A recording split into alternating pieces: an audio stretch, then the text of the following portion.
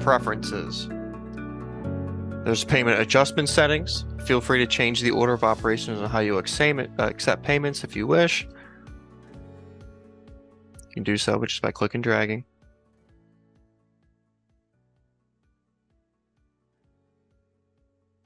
Notifications. We typically advise to go ahead and leave everything checked. If you're getting too many emails that are sent to your administration email that's in your company settings, you can toggle off the transactional emails.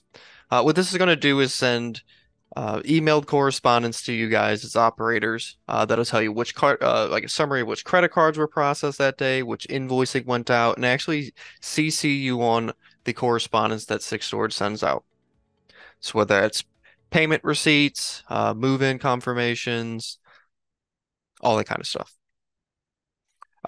Do you want to send auto-created invoices to tenants? Typically, this is checked unless you're not sending invoices electronically to your tenants. This is the function that does send invoicing that generates.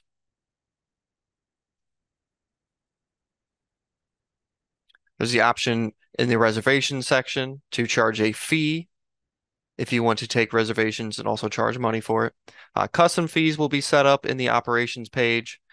Standard price is just going to charge whatever you charge normally for the unit, also as a reservation fee.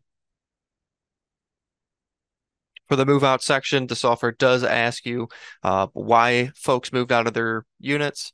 If you need to add more reasons, feel free. The other section, do you collect late fees? Yes. If your facility accepts late fees, this does need to be enabled. That's going to apply the schedule that was set up in the financial settings. The ability to add advance payments to people's account, the ability to add additional months. So if I wanted to rent for 2 months at once instead of just for 1 month, it gives you the ability to do that.